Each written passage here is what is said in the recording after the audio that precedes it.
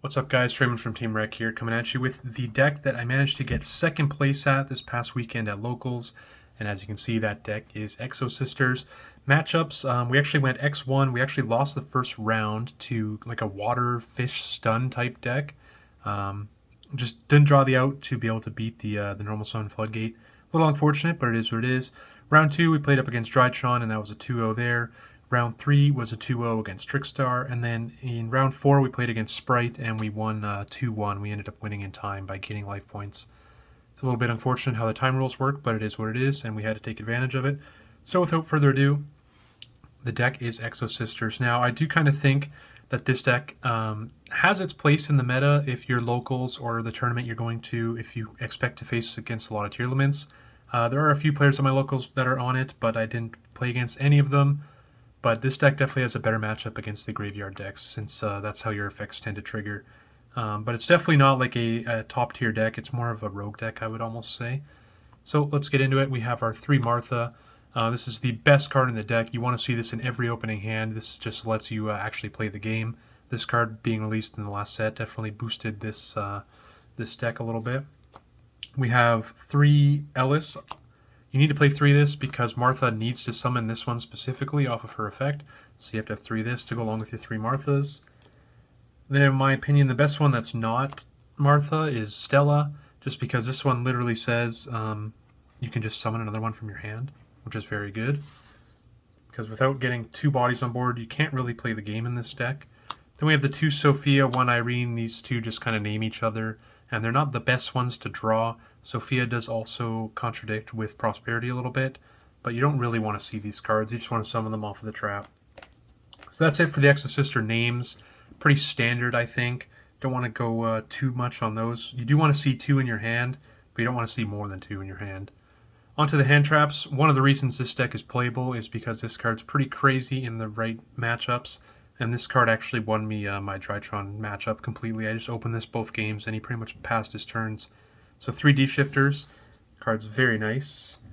And then just to kind of fill out the hand traps, we're playing 2 Ash Blossom and 3 Impermanence.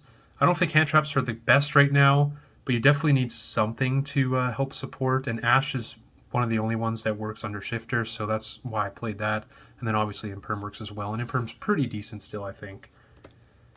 So that's it for monsters and hand traps. Onto these spells. We have 3 Exosister packs. This is a very good starter card for your deck.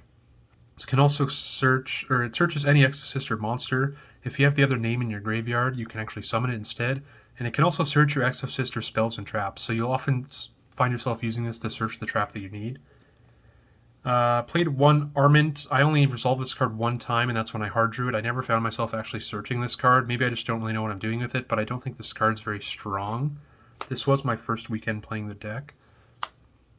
Playing 1 Called By just as kind of a powerful card, obviously. Playing 3 Prosperity because we want to see Martha. And your extra deck doesn't really matter. Your extra deck has a lot of flex space, so you can easily banish 6 every time with this and just try to get to Martha. We're playing 3 Dark Ruler. This deck definitely struggles to go second, so I feel like you need something in your main deck to help you with that. Dark Ruler, and also we're playing Talents as well. I don't know if I'd play Talents again, just because the draw 2 definitely conflicts with Prosperity if you have both. And Martha locks you into Exosisters, so even the effect to take, you can't really do much with it because you are locked into Exosisters. So it was kind of conflicting a little bit. But if you do get hand trap going first, Talents being able to look at their hand is very powerful. That's it for the spells. Onto the traps. We're playing 2 Returnia, the new trap from the latest set. This one literally just says banish 2 cards if you have a good opening, so this card's very powerful. Then we have Vadis. This is the one that summons 2 from deck. Very good to chain this if they are about to move a card from the graveyard. And then the last 3 cards in my deck are 3 Gozen Match. This card was actually very bad for me all weekend. I don't think I'd main deck this again.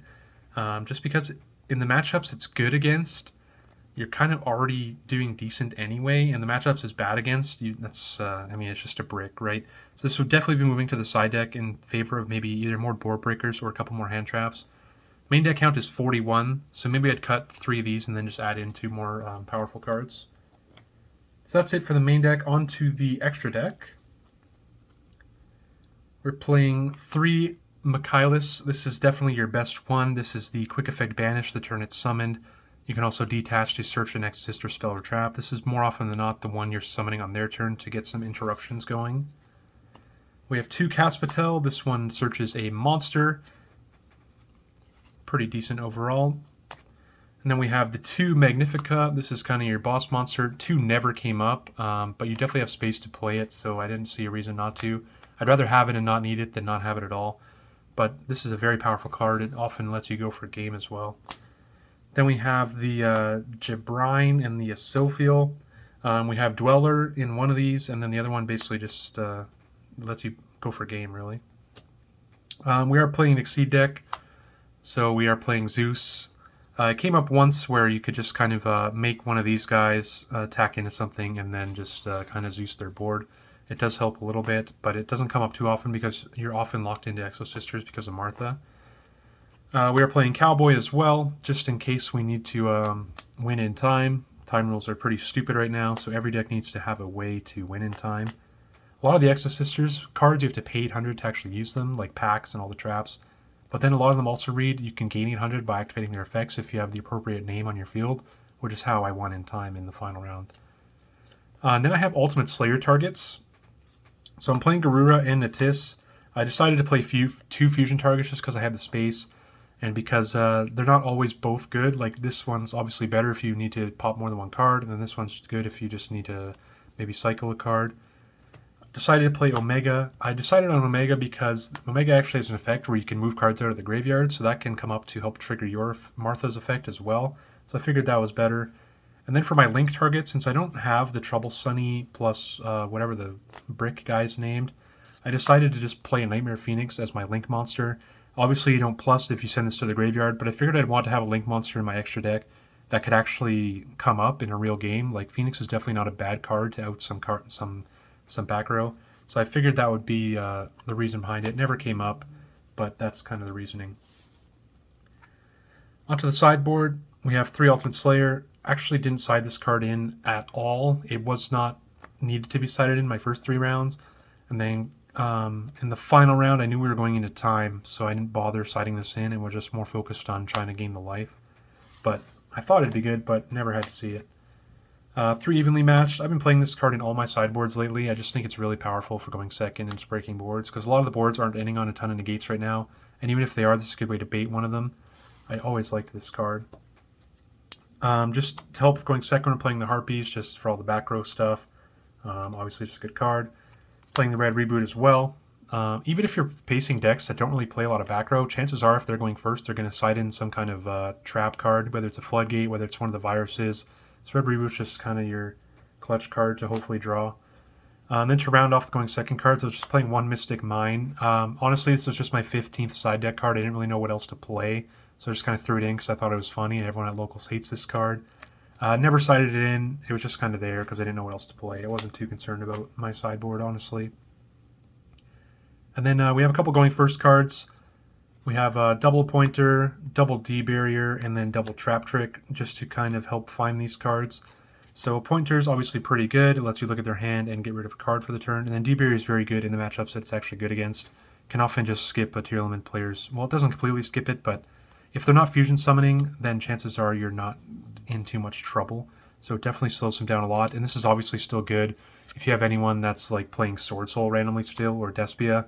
And even Drytron, it could come up against. So definitely not a bad card overall. So that's going to do it for the deck profile, guys. Hopefully you guys enjoyed. If you did, be sure to like this video and hit the sub button. We are on the road to 200 subs. Hopefully we can get there pretty soon. We are actually going to YCS Minneapolis here in about a month and a half's time. So that should be pretty exciting. The tests are going to be in large as we approach the event. I definitely will not be playing this deck. We need to kind of decide on what decks we're going to be playing and certain deck lists and stuff. So we're looking forward to that. But yeah, guys, we'll see you in the next video. Enjoy.